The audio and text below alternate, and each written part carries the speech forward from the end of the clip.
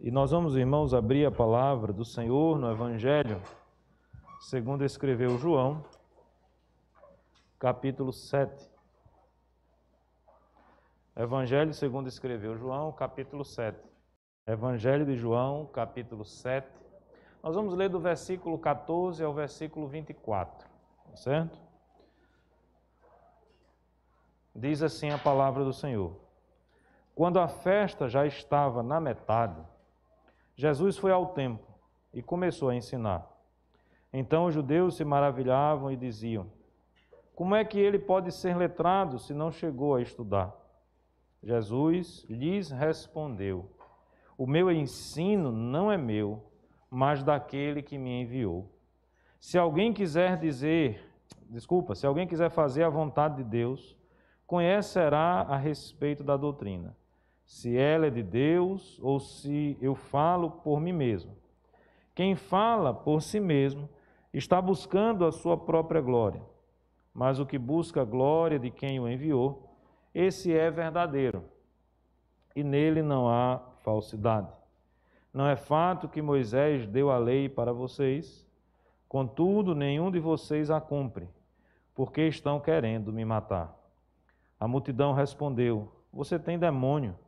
Quem é que está querendo matá-lo? Jesus respondeu: um só feito realizei, e todos vocês ficaram admirados. Moisés lhe deu a circuncisão, se bem que ela não vem de Moisés, mas dos patriarcas. E vocês fazem a circuncisão de um menino até mesmo no sábado. E se um menino pode ser circuncidado em dia de sábado, para que a lei de Moisés não seja desrespeitada, por que vocês ficam indignados contra mim, pelo fato de eu ter curado por completo um homem no sábado? Não julguem segundo a aparência, mas julguem pela reta justiça. Vamos orar, irmãos, curvando a cabeça mais uma vez. Senhor nosso Deus e Pai bendito, nós te louvamos, nós te bendizemos, ó Senhor. Reconhecemos, ó Pai, que precisamos de Ti. E nesse momento, ó Deus, nós clamamos e pedimos. Fala conosco, ó Deus, fala ao nosso coração. Ó Deus, que o Teu Santo Espírito possa agir na nossa vida e no nosso coração nessa manhã. A capacidade de convencimento não está em mim, não está em nenhum de nós, não está, ó Deus, em ações humanas, mas está na ação do Teu Santo Espírito. Se for da Tua vontade, eu te peço, ó Deus, que nesta manhã o Teu Santo Espírito, ó Deus, possa agir nas mentes, nos corações, dando-nos, ó Deus, aquilo que nós precisamos, aquilo que nós necessitamos. Esta é a nossa oração, em nome do Senhor Jesus. Amém. Amém. Meus amados irmãos, versículo 14. Quando a festa já estava na metade. Que festa é essa? Que estava na metade. 50% dela já festejada, né? Faltando ainda 50% a festejar. Nós vimos isso no domingo anterior, que Jesus se encontrava aqui no contexto da festa dos tabernáculos. Lembre-se que os judeus tinham 3 grandes festas que eles celebravam. A Páscoa, a festa dos tabernáculos, né? E me escapa agora a outra que eu lembro já já. E a festa dos tabernáculos... exatamente. E a festa dos tabernáculos era aquele momento em que eles relembravam a providência de Deus. Durante 40 anos peregrinaram no deserto, né? O momento em que eles reafirmavam a sua fé e esperança no Messias. E de forma assim, bem prática, sem entrar nos pormenores, nos detalhes, eles ficavam durante 7 dias em tendas. Então, alguns que iam à Judeia, Jerusalém, ali não moravam, não tinham as suas casas, levavam as suas tendas e ficavam nas suas tendas. Aqueles que já estavam lá, armavam tendas no quintal, em lugares onde podia assim fazê-lo, e ficavam durante 7 dias em tendas, comemorando, relembrando. Alguns sacrifícios eram feitos, a presença purificadora da água em alguns ritos, em algumas cerimônias. Enfim, era uma festa extremamente importante. Do ponto de vista da duração, uma festa grande, eram 7 dias. E nos versículos anteriores, aí do capítulo 7, o texto, e isso foi reflexão nossa no domingo passado, o texto diz que Jesus foi a essa festa. Mas lá ele que meio que chegou escondido. Veja, era uma festa muito grande, Jesus já tinha um forte conhecimento social, as multidões já estavam o seguindo de alguma maneira, de alguma forma, boa parte das pessoas ali já sabiam quem era o Senhor Jesus, ele já havia transformado a água em vinho, ele já havia multiplicado os pães e os peixes, então ele já tinha realizado alguns sinais, alguns milagres, que lhe gabaritavam como alguém conhecido, né? Como alguém que tinha esse reconhecimento da sua figura, dos seus atos dentro da sociedade. Ele diz de forma muito clara que a sua hora não havia chegado ainda, nós falamos sobre isso, né? E ele então chega naquela festa meio que escondido, sem já publicamente revelar-se ou pregar ou fazer outros milagres. A gente vê claramente a dureza no coração daqueles homens, não é? A incredulidade ali estampada pela dureza do coração, sem reconhecer quem era Cristo. Nós enxergamos também que como o confronto com a verdade produz o ódio no coração de muitos. Eles queriam matar Jesus. Essa é uma das razões pelas quais também Jesus, em alguns momentos, fica meio que escondido. E ele diz de forma muito clara, né, que não era tempo, ele tinha consciência do tempo de Deus na sua vida. É uma consciência que todos nós precisamos ter. Nem tudo na vida acontece dentro do nosso tempo, mas acontecerá com certeza dentro do tempo de Deus. E aqui então, finalmente, o Senhor Jesus se revela no momento da festa. Se revela, quando eu digo, é ter atos mais públicos. O texto diz então que na metade da festa, provavelmente nós estamos falando do 4º dia depois que a festa tinha começado, o Senhor Jesus então vai ao templo. Mas ele não vai ao templo apenas para esse momento da festa. Ele vai ao templo e ali o texto diz que ele começa a ensinar. Essa é o grande resumo dos atos que se seguem. Acompanha esse raciocínio comigo. Veja, Jesus já estava ali na festa, estava meio que escondido, mas na metade da festa ele então decide tornar pública a sua ação. Ele vai ao templo e o que é que ele faz para tornar a sua ação pública? Ele ensina. O que é que ele faz para tornar pública a sua presença? Ele prega. Ele vai então ensinar no templo.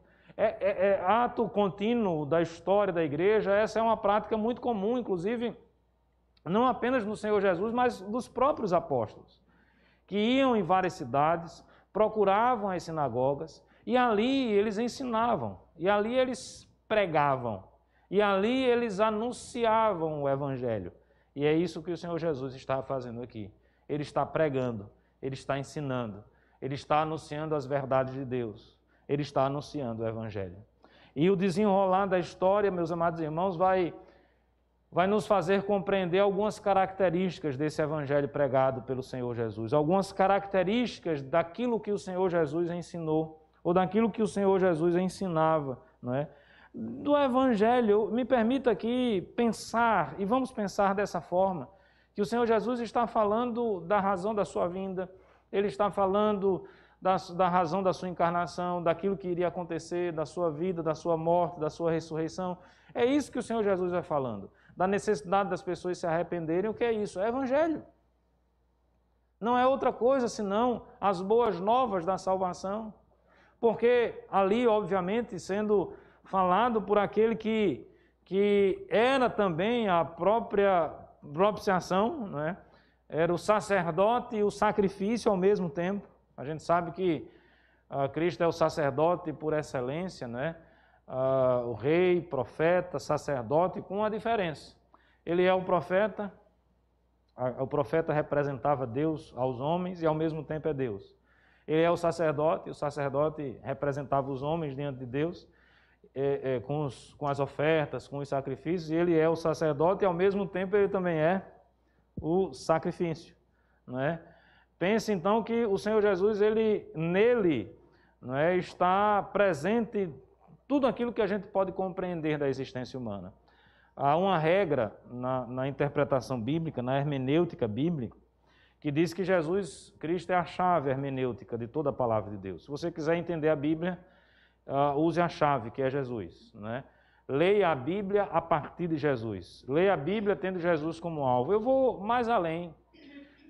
Nas minhas leituras, nos meus pensamentos, eu tenho chegado a cada dia à conclusão que o Senhor Jesus não é apenas a chave hermenêutica para entendermos a Bíblia. Ele é a chave hermenêutica para entendermos a existência humana. Nada nessa vida existe e acontece que não tenha como objetivo final, como propósito maior, o Senhor e Salvador Jesus Cristo. E de uma forma, então, diferente do que nós enxergamos hoje, aqui nós temos o próprio Deus que se fez carne, pregando, falando, ensinando aquelas pessoas. E o que é que nós podemos aprender, meus amados irmãos, desse evangelho, sobre esse evangelho? O texto diz que o Senhor Jesus, então, ensinava. Quarto dia da festa. Vamos pensar. São 7, metade, vamos pensar aqui no quarto dia da festa dos tabernáculos. Ele vai ao templo, enfim, ele expõe a sua doutrina. Enfim, ele começa a ensinar aquelas pessoas. Qual é a primeira reação que o ensino do Senhor Jesus causa? Permanece com a Bíblia aberta. Vamos para o texto. O texto, então, diz que os judeus, eles estavam maravilhados, não é? E qual era o motivo dessa boa admiração, não é? Desse ato deles estarem maravilhados? Por que eles estavam maravilhados? Porque o Senhor Jesus, com certeza, ensinava com muita autoridade, com muito conhecimento, com muita propriedade, mas ele não tinha passado pela escola rabínica. Ele não tinha o diploma de teólogo judeu, né, de rabino, de mestre, na perspectiva normal do ensino formal, a sinagoga, o templo, os ajuntamentos dos judeus sempre serviram para propagar, não é, a sua crença, os seus costumes. E o Senhor Jesus, ele não tinha esse diploma, ele não tinha essa passagem pela escola judaica, né? Veja, o verso 15 vai dizer assim: como é que ele pode ser letrado se não chegou a estudar, né? Faltava-lhe o diploma, sobrava-lhe a sabedoria, o conhecimento e a autoridade do ensino. Diferente, às vezes, do que nós estamos acostumados, principalmente nos dias de hoje, onde sobra diploma e falta, muitas vezes, autoridade, conhecimento e verdade no ensino. Então, o Senhor Jesus, no primeiro instante, ele causa esse espanto do ponto de vista positivo. As pessoas ficaram maravilhadas. Eu tento me reportar e fico imaginando que deve ter sido algo realmente muito, muito interessante de ter sido vivido por aquelas pessoas. Eu não sei vocês, mas quando a gente escuta alguém que tem autoridade, propriedade na fala, e que sabe falar, e que tem a pedagogia de transmitir o ensino, não é? E que consegue acessar o nosso coração, nós ficamos meio que embebecidos com aquilo, né? Existem pessoas que falam por minutos a fio, até por horas, e nós não cansamos de ouvir pela competência, pela autoridade, não é? Pela lucidez, pela forma como a mensagem é entregue. Então, eu imagino que as pessoas estavam ali embebecidas pelo ensino do Senhor Jesus e admiradas porque lhes faltava essa preparação formal, mas sobrava sabedoria, sobrava conhecimento, sobrava autoridade. E elas, admiradas, então, exclamam essa admiração, expõem essa admiração, externalizam essa admiração, e o Senhor Jesus as responde da seguinte forma. Versículo 16. O meu ensino não é meu, mas daquele que me enviou. E aqui nós estamos diante da primeira característica que eu destaco a respeito do Evangelho, a sua origem. Qual é a origem do ensino? Qual é a origem da mensagem? Qual é a origem da palavra? Qual é a origem desse evangelho pregado pelo Senhor Jesus? É o próprio Deus. É a fonte, Ele é a fonte de onde sai toda a sabedoria, aquilo que a gente vai chamar de boas novas do Evangelho. Todo ensinamento tem a sua origem no próprio Deus. Essa característica, meus amados irmãos, ela diferencia o ensino do Evangelho, das Sagradas Escrituras, de qualquer outro ensino que possa existir. Quando a palavra vem de Deus, quando Deus é a origem, ela é autoridade para nós. Ela é a verdade. Ela não caduca, ela não envelhece.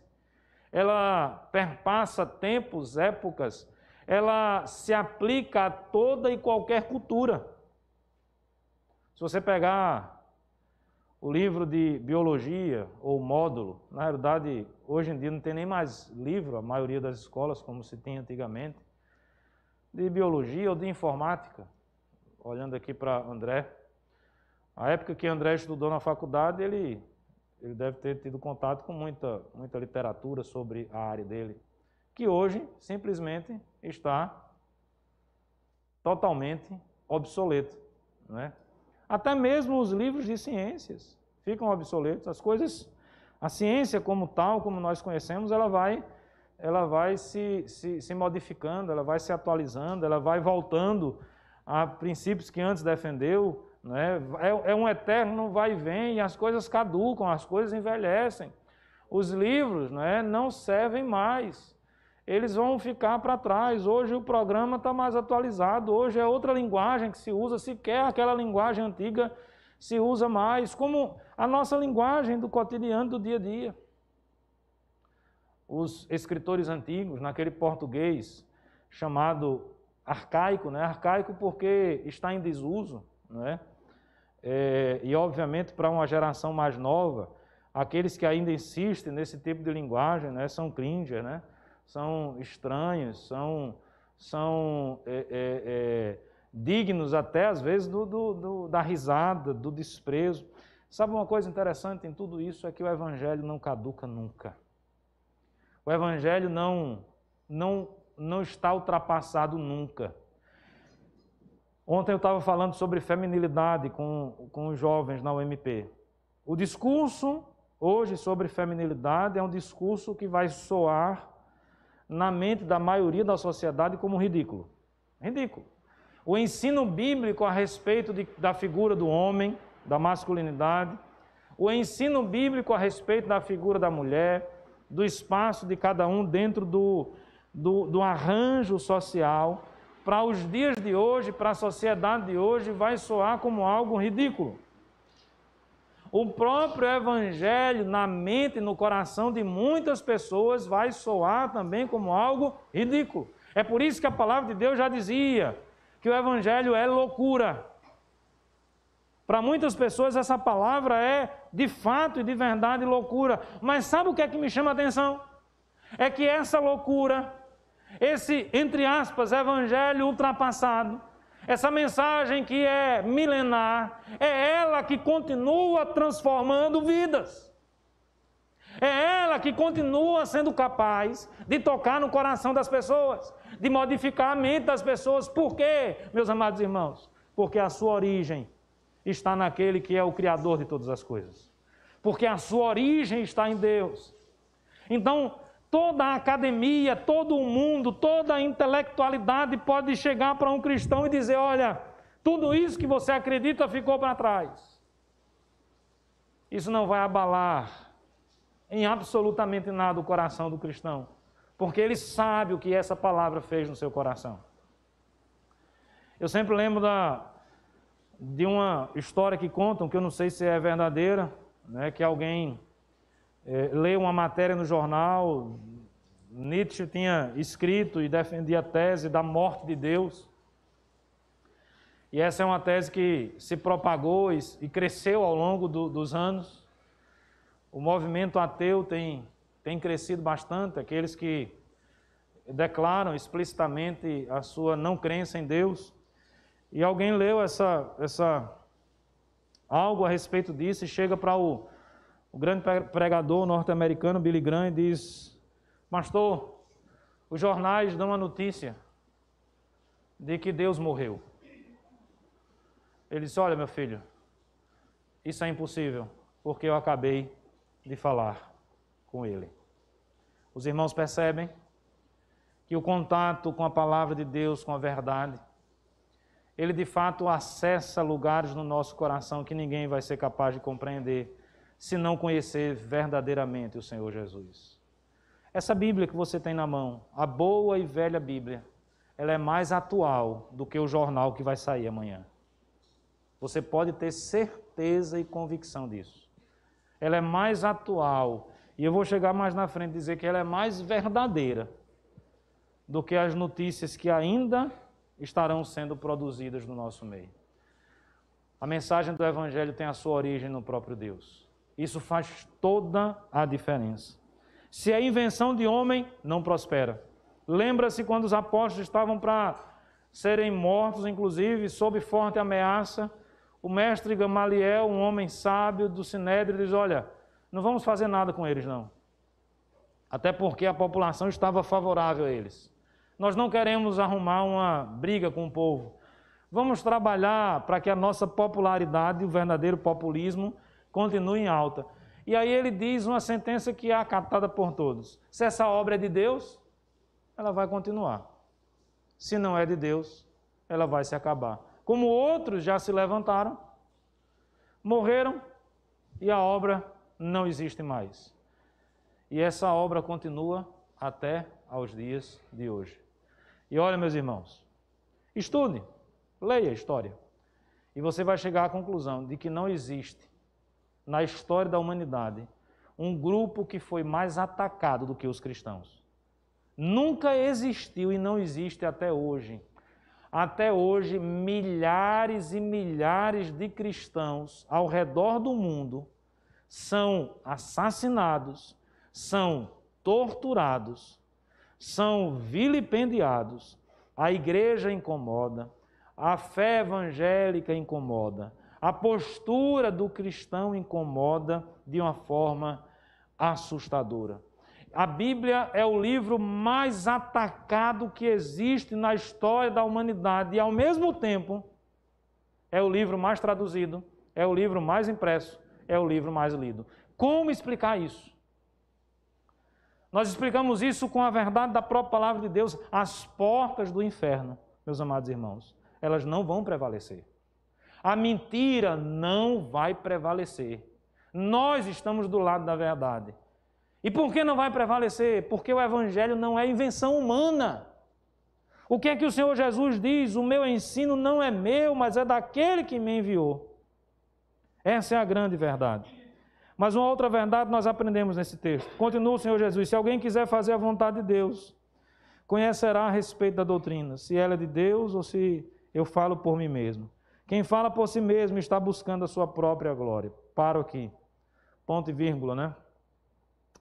Uma outra característica desse evangelho pregado e ensinado pelo Senhor Jesus Cristo aqui na metade da festa dos tabernáculos é que ele tem como objetivo a glória de Deus. Ele promove a glória de Deus.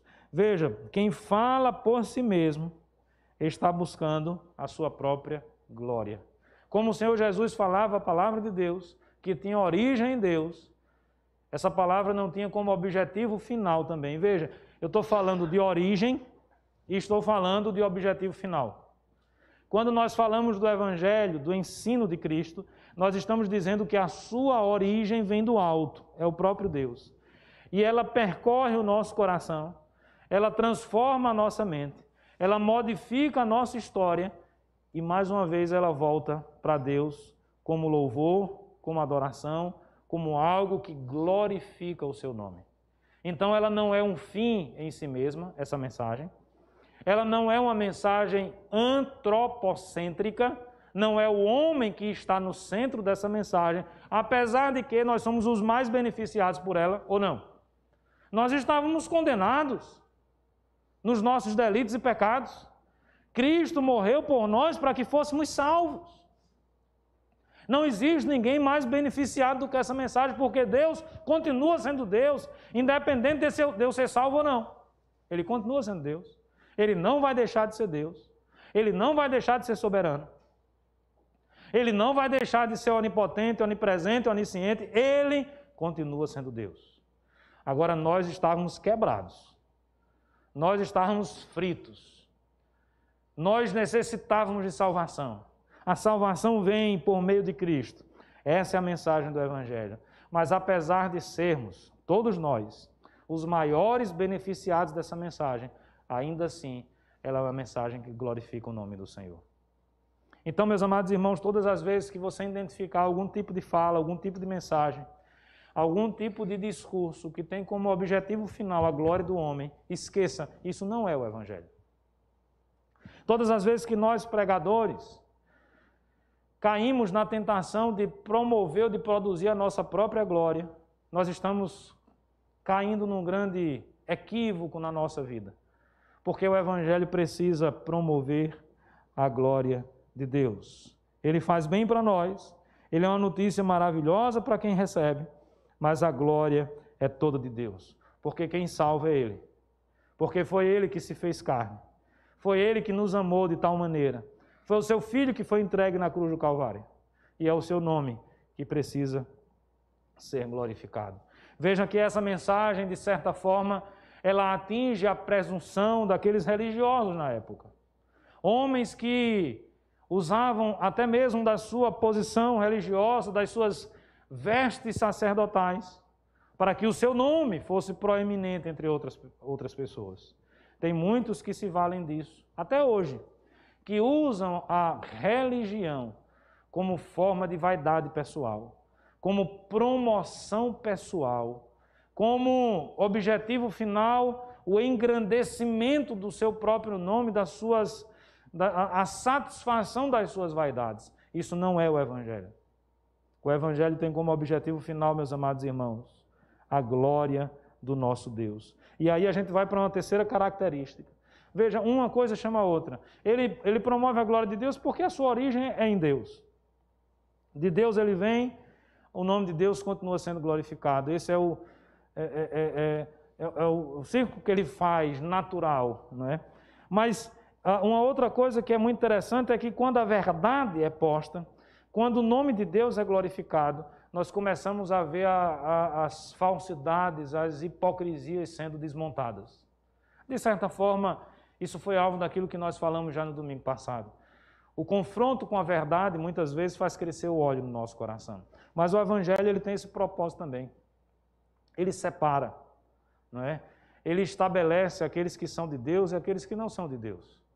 Ele expõe, inclusive, meus amados irmãos, a hipocrisia daqueles que se dizem religiosos. E tem muita gente assim. Os fariseus eram mestres na arte da hipocrisia, na arte da falsidade. Lembrem-se das palavras de Cristo. Sepulcros caiados. Por fora, branco, alvo, limpo. Por dentro, lugar de morte. Muitas e muitas vezes nós conseguimos enxergar essa realidade na vida e no coração de muitas pessoas. O Evangelho, portanto, desmonta essa hipocrisia. E como essa hipocrisia é desmontada? A partir da obediência. Não tem outra forma. Porque tem muita gente que tem como princípio de vida, como regra de vida, o seguinte: faça o que eu digo, mas não faça o que eu faço. Talvez aí repouse a grande autoridade do Senhor Jesus no seu discurso, na sua fala. Repouse a autoridade dos grandes pregadores, dos grandes mestres. E a gente sabe, meus amados irmãos, que isso é algo muito sério. Os pais aqui presentes, todos nós pais, em algum momento já passamos por uma situação como essa, em que a gente diz alguma coisa para o nosso filho e nós recebemos a contradita de volta dizendo: mas o senhor fala isso e o senhor mesmo não faz. É uma realidade que a gente quase que naturalmente já processa. Ninguém nem ensinou o menino a argumentar desse jeito, não é? Mas como todos nós somos pecadores, e uma das grandes características do pecador é que quando ele se vê acuado, ele em vez de... E o pecador que eu digo, o pecador que não conhece a Cristo ainda. O pecador que ainda não foi lavado e remido pelo sangue do Cordeiro. Todas as vezes que ele se vê acuado, ele fica atirando para todos os lados. Num afã ou no objetivo de tentar justificar os seus erros com os erros das outras pessoas. Mas todo mundo faz. Ah, mas até o pastor faz. Pecador miserável, não vá atrás não. Porque se você for atrás, não importa quem for, você está se dando mal. Porque o erro é o erro. O pecado é o pecado. E diante do erro, diante do pecado, nós não podemos ter outra postura senão o arrependimento. O desejo radical de mudar de vida, de largar o que é errado. É por isso que o Evangelho modifica a nossa vida antes. Lembra-se do texto bíblico antes, quem mentia não mente mais. Antes, quem roubava, não rouba mais. Não tem o roubo evangélico e o roubo não evangélico. Os irmãos estão entendendo? Não tem o pecado santo. Não tem a inveja santa. A gente fica tentando subverter a linguagem, não é? Usando determinados jargões, às vezes até na brincadeira, mas que com um fundo de verdade que tenta, na realidade, estabelecer desculpas para os nossos pecados. Mas a verdade se sobrepõe à mentira e ela desmascara a hipocrisia. Principalmente a hipocrisia daqueles que talvez até conheçam as Sagradas Escrituras, que talvez até conheçam a teologia, que talvez até conheçam a verdade teórica dos fatos, mas que ainda não conhecem a Cristo como sendo algo real na sua vida, na sua existência. O Senhor Jesus vai desfazendo isso, não é? Quem fala por si mesmo está buscando a sua própria glória, mas o que busca a glória de quem enviou, esse é verdadeiro e nele não há o quê? Falsidade. Nele não há falsidade. Em quem? Naquele que busca a glória de Deus, naquele que obedece à palavra de Deus. O Evangelho, a verdade, o ensino de Cristo, ali na metade da festa dos tabernáculos, no templo, diante de homens letrados, causa o primeiro impacto, eles ficam maravilhados com aquele ensino. Não é? Obviamente a origem está em Deus, o Senhor Jesus diz isso, o ensino não é meu, vem de Deus. O nome de Deus começa a ser glorificado, mas nessa hora os hipócritas se agitam. A ideia aqui, meus amados irmãos, é o seguinte: a luz está chegando para afugentar as trevas. A verdade se sobrepõe à mentira. Você já viu como alguém que é pego na mentira fica extremamente constrangido? Eu não estou falando do mentiroso quanto mais, não. Porque esses dias eu vi não vou citar nome, mas eu vi um político que coleciona processos na justiça e que talvez não tenha sido julgado, culpado ainda, não conheço os processos, mas pela quantidade a gente pode fazer essa ilação, porque infelizmente a nossa justiça ela é muito lenta, leniente, tantos e tantos crimes prescrevem dia após dia, principalmente crimes de colarinho branco, né, como nós costumamos falar. E eu vi esse político que coleciona um monte de processos na justiça por apropriação indevida do recurso público, né, corrupção, lavagem de dinheiro, um bocado de coisa. Dizendo o seguinte: nós precisamos lutar contra o câncer da corrupção no Brasil. Irmãos, isso é de um cinismo.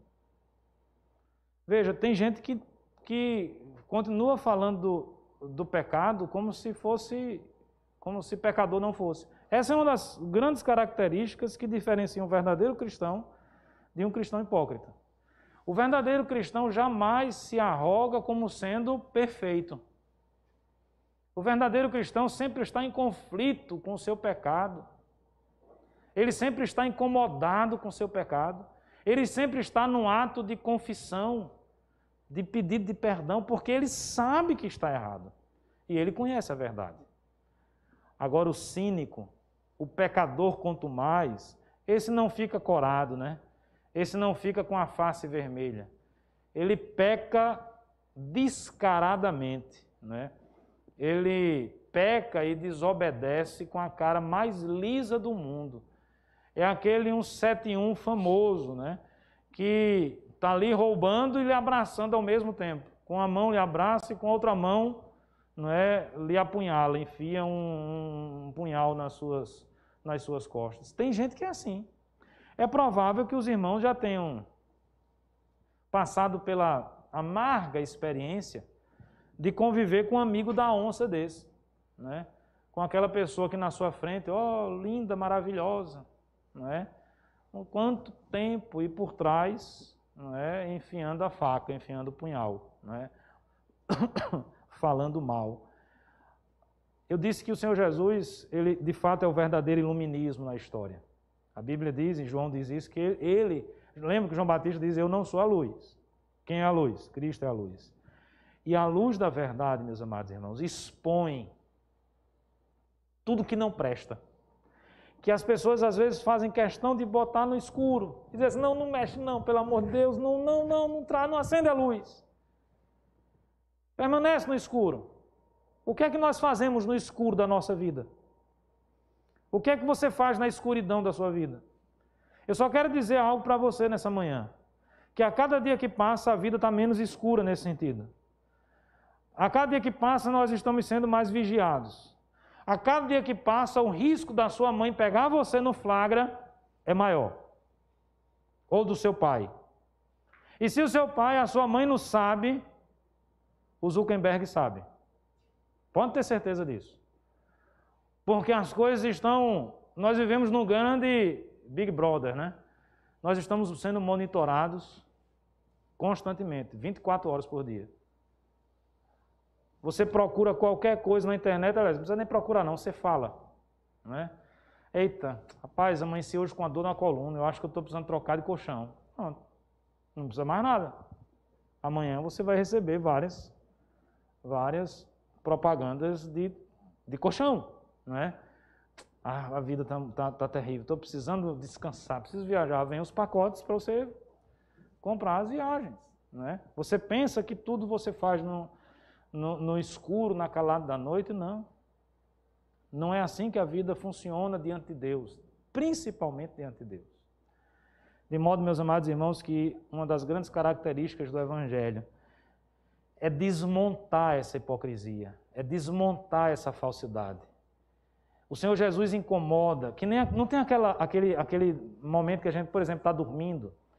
Imagina essa cena, você está dormindo no quarto lá, friozinho, escuro, e alguém vem e abre a janela e a luz bate na sua cara, aquilo incomoda. Como incomoda também a luz que começa a revelar as sujeiras que estão naquele ambiente.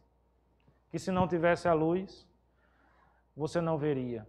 Como incomoda alguém que levanta o tapete, depois de você ter colocado tanta sujeira embaixo do tapete.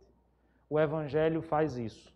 O Evangelho lança luz, o Evangelho desmascara, o Evangelho desmonta a hipocrisia, desmonta a falsidade.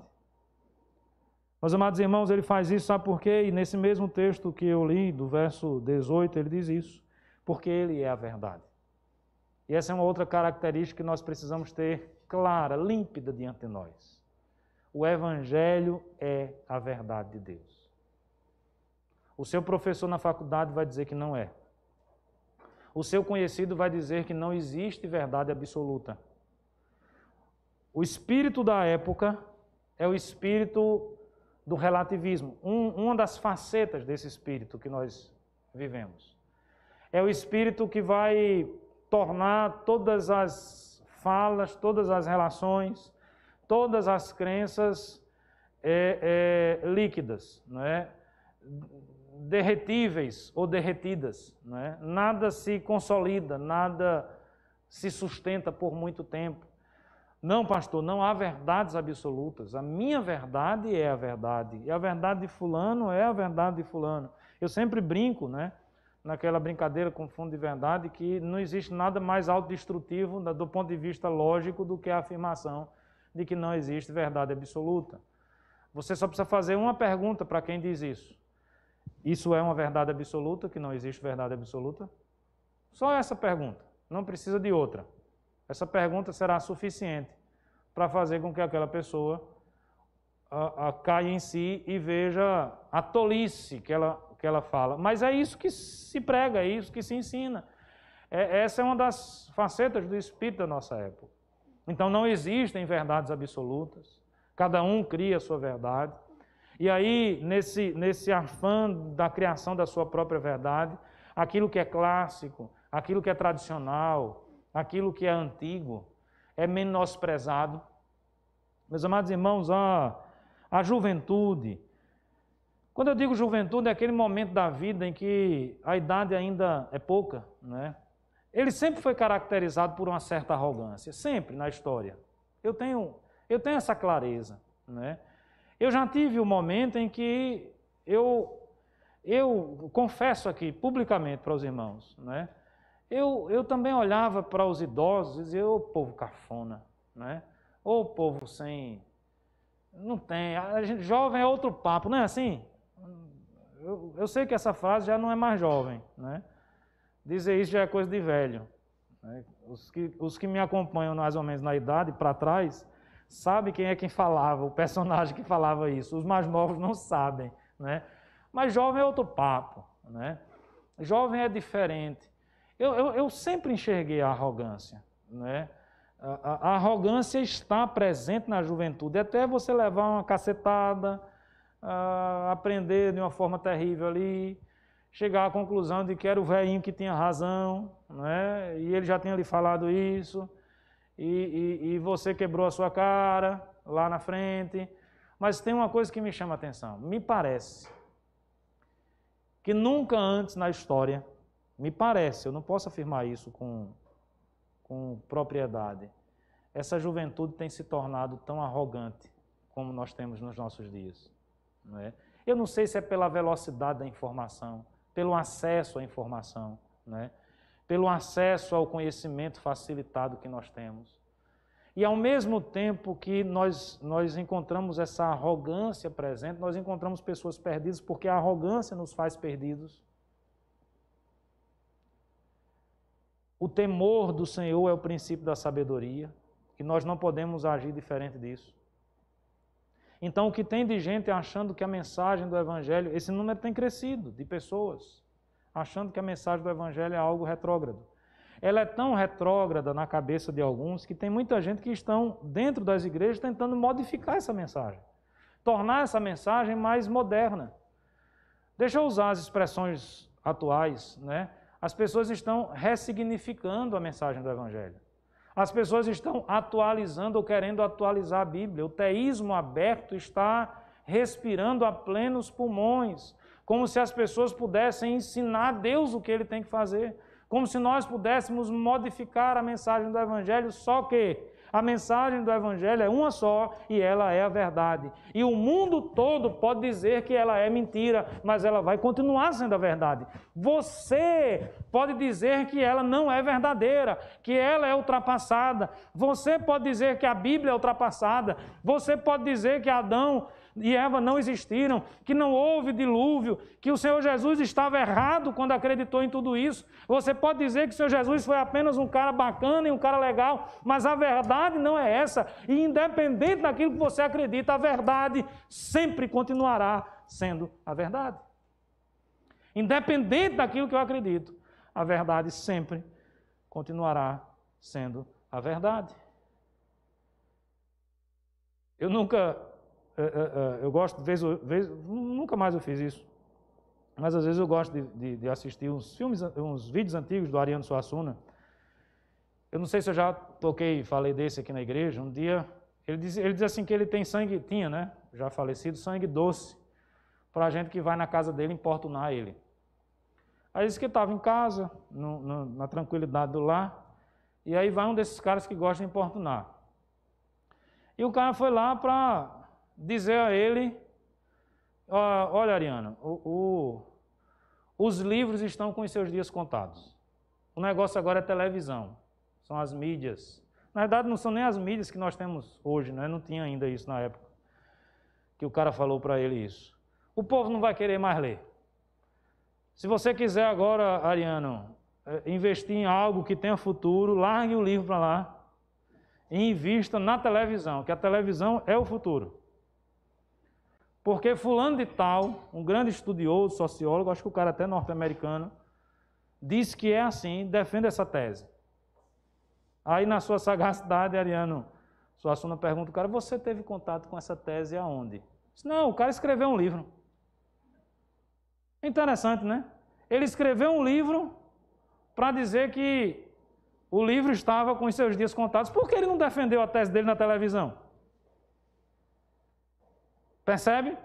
Então, muita gente vai levantar e vai dizer, olha, esquece esse negócio de Bíblia, esquece esse negócio de igreja, esquece esse negócio de evangelho. Mas as portas do inferno não prevalecerão. O evangelho vai continuar crescendo. Ele vai continuar transformando vidas. Ele vai continuar acessando a mente e o coração das pessoas. Sabe por quê, irmãos? Porque ele é a verdade.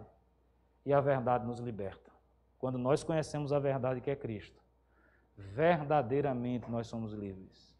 Livres do pecado, livres do desespero desta vida, livres de uma mente pequena e tacanha, nós começamos a enxergar numa perspectiva de eternidade. Nós não nos restringimos mais a essa existência e essa vida.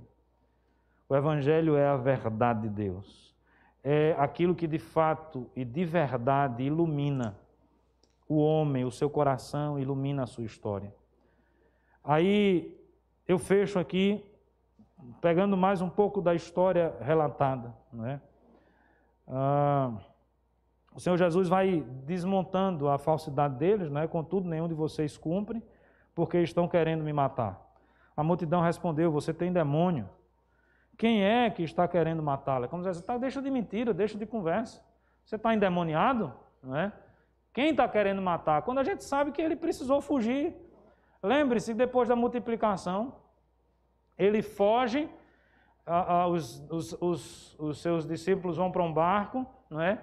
Ele vai para um monte, foge num bom sentido, porque queriam fazê-lo rei. Lá na frente já queriam matá-lo, porque ele curou no sábado. Veja como a multidão é volúvel, né? Como ela é facilmente manipulada por determinadas situações. Depende do contexto, depende da época. Aí ele então se defende, olha, um só feito eu realizei, eu curei uma pessoa no sábado, vocês realizam a circuncisão no sábado, se forem seguir a lei de Moisés certinho, ou que está no Pentateuco, né?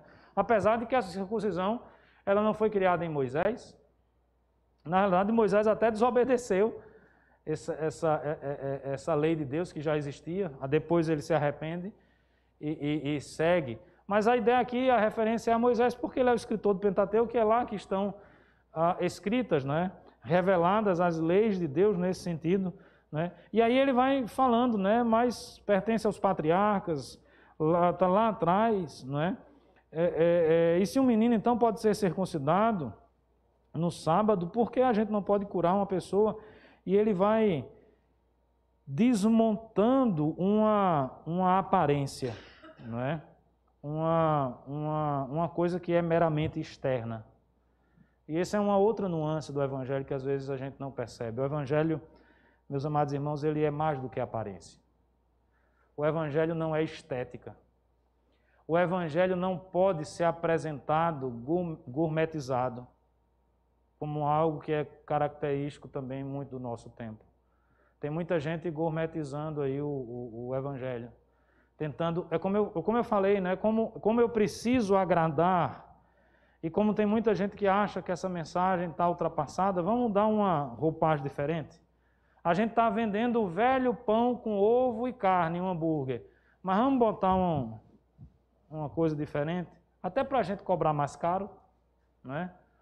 Para a gente dizer que a gente é chique, para entrarmos no espírito do tempo, no espírito da época. E o Evangelho, então, meus amados irmãos, ele não se adequa a essa visão de mundo, que é uma visão meramente estética, de aparência. O Evangelho vai muito além disso. Obviamente que ele modifica a aparência. Também não caiamos nesse maniqueísmo de achar que ele não modifica a aparência. Se ele modifica o interior, se ele modifica a mente, ele modifica as nossas ações. Ele modifica a nossa forma de se vestir, não é? Ele modifica a nossa forma de pensar. Ele modifica, então, a partir da nossa forma de pensar, a nossa forma de agir. Obviamente que ele nos atinge de forma completa. O que eu estou apenas dizendo para os irmãos é que nós não podemos nos restringir à parte estética, porque nós estaríamos reduzindo demais o poder do Evangelho e da mensagem do Evangelho. Meus amados irmãos, o Evangelho, ele acessa o mais profundo do nosso ser. Ele vai lá, onde é a central das decisões? Qual é a parte na sua natureza que comanda a sua vida, que comanda as suas ações, não é? Ele vai lá nessa parte e acessa isso. E quando ele faz isso, ele modifica as nossas vontades. Para mim, uma das grandes provas do poder do Evangelho é quando ele modifica a vontade.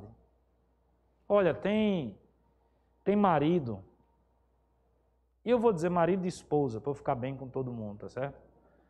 Que está aí há 40 anos tentando mudar o outro, já desistiu. Eu acho que não tem ninguém com 40 anos tentando fazer isso, não. Geralmente o cara desiste, 10 anos é muito. Bem menos do que isso, a pessoa já desiste de mudar, não é? Mas você tem gente que é mais... Vamos pensar naquela pessoa que é mais persistente? Está lá. Eu vou trabalhar para mudança, eu vou trabalhar para mudança. Louvado seja Deus que tem gente persistente, porque tem mudanças que precisam ser feitas, né? Precisam ser realizadas. E eu vou lá tentando modificar e eu não consigo.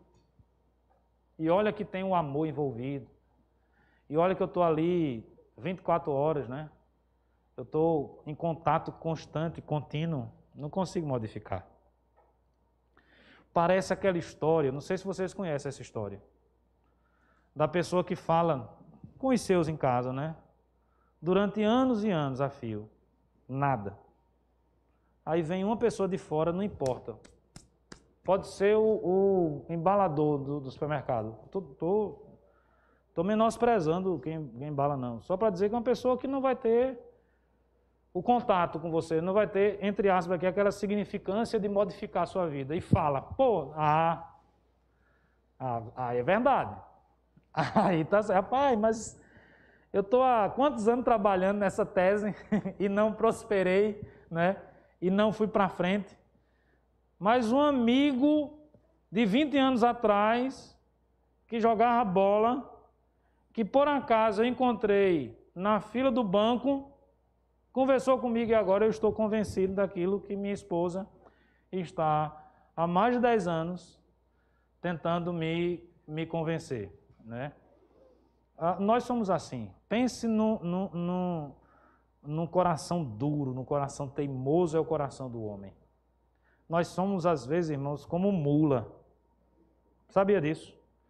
A teimosia é uma coisa impressionante no coração humano. Estou falando por mim mesmo.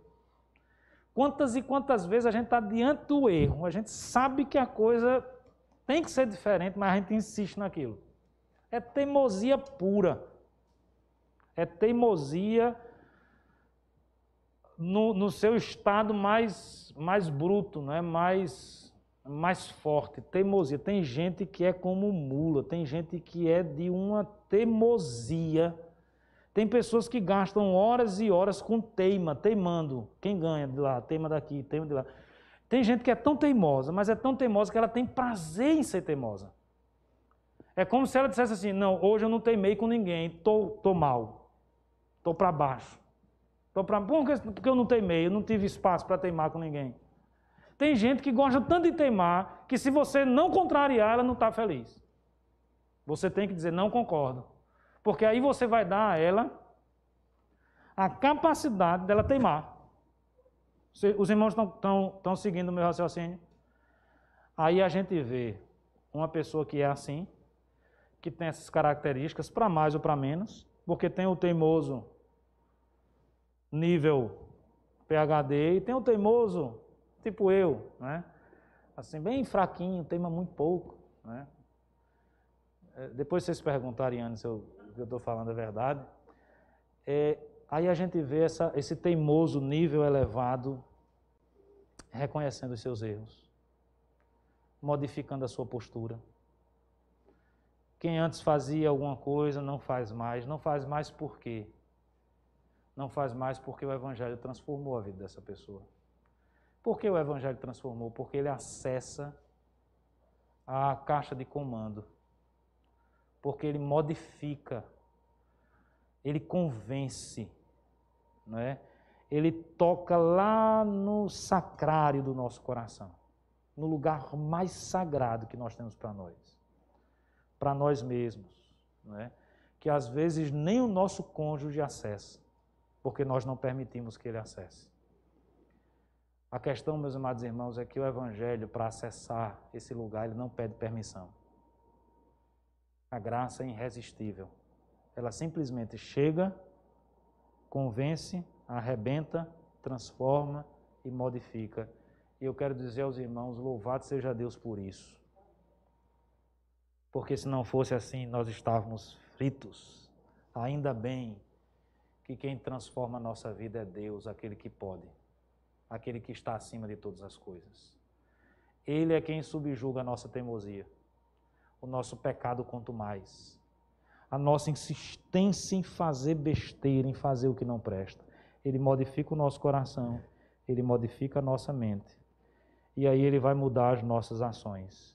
Mas ele não faz isso apenas de uma forma estética. Os irmãos estão compreendendo a minha fala? Ele não faz isso apenas no exterior. Essa não é uma transformação que vem de fora para dentro. É uma transformação que vem de dentro para fora. E toda transformação que segue esse curso, que segue esse caminho, ela é profunda. Ela é verdadeira. É de fato uma transformação. Porque aquela que leva em conta apenas o exterior, o estético, às vezes é só uma maquiagem. Não é? É aquele cara que ficou crente porque estava querendo namorar uma menina da igreja. Então, durante alguns meses, ele está crente. Eu conheço gente assim. Né? Arruma a Bíblia, vai para o culto, não está entendendo nada, não mudou nada, mas ele está interessado naquela pessoa. Né? No dia que ele não tiver com aquela pessoa, ele larga a Bíblia de lado, ele larga a igreja de lado. Né? Ele não teve uma transformação profunda. Foi uma coisa superficial. Os irmãos estão compreendendo? Que ficou apenas no campo da estética, da forma. Ele até aprendeu a dar a paz do Senhor, irmão. Ele até aprendeu a dizer, oh glória. Mas ele não está glorificando a Deus.